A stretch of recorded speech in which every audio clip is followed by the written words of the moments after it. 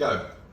Okay, so I'm going to talk to you about coffee, a man called John Dunton, and the Athenian Society. So you need to, there's a bit of history sort of stuff. So you need to cast your minds back to about 1850. The Civil War had just sort of kind of come to a horrible climax. And the Civil War was pretty bloody horrible. So there was lots of fighting, lots of atrocities, lots of drunken armies sweeping through the countryside, being really horrible to each other.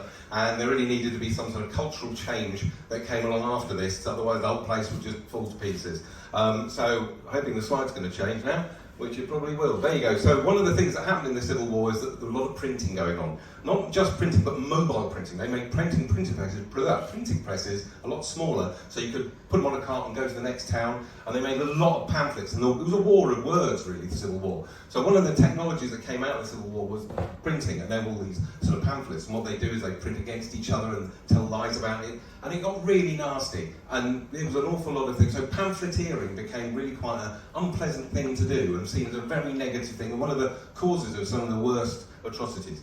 Now at the time, if you wanted to drink, you'd have to go to a pub. And the pubs aren't like they are now, where they're all lovely and smart and splendid. They were horrible places where people got absolutely pissed, went to sleep, and it was rubbish. And pubs were really, really bad. So after the Civil War, one thing that came along after the Civil War was coffee.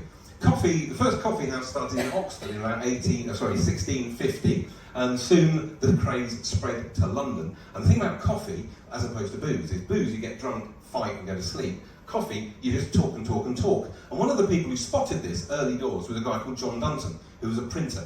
Now, he was a bookmaker and printer. He used to make books and sell them. But the problem was there was no copy, there was no content. We all know how hard it is to find good content. So he was always, in his print shop, he would make 500 books, go to the next printer along the road and swap. And that's the only way you got any kind of inventory of books. Otherwise you'd have all the same bloody book. You'd have to pay people a lot to write these books, and he thought there must be a better way. And he loved to go into coffee shops, so he invented this, the Athenian Society, a group of people that you, coffee shop people, could go and ask questions to. So he said, send me your questions, I will answer. A bit like Google. You put something into Google, it tells you the answer. This was the same thing in the 17th century. And he created the Athenian Mercury, which is a daily pamphlet, which basically had all the answers to their questions. So he would get all the questions in. Now you think, from that previous shot, that the Athenian Society was a great group of learned people. It wasn't. It was him and his brother-in-law and 2 other blokes. So just 4 of them. Nobody knew that, but he didn't let it go. These are some of the questions that he used to get asked. There were all sorts. One rule was no politics. So things like, why with a horse with a round fundament and thinks it's square excrement? One of my favourite. And why should putting a man's hand in cold water came in sudden mission of urine? And my favourite is one of all time, which is this, which is I still baffle. What is time? A continued flux or chain of nows.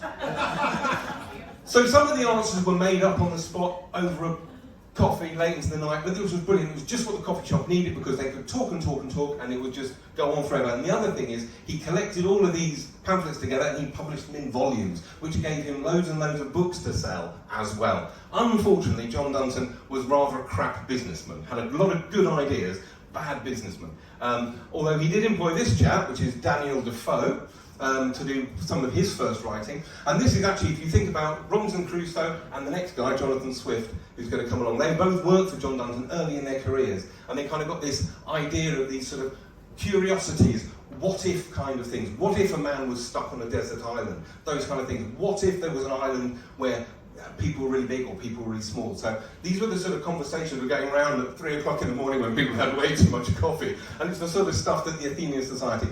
John Dunton also did really good things. He also published specifically for women, and he also employed women writers. This is Elizabeth Stowe, and she was one of the first paid writers female writers in London and probably the world. He also published his autobiography, which is absolutely brilliant. It's the life and errors of John Dunton. So he writes a chapter of what he actually did, and then a chapter about what he should have done.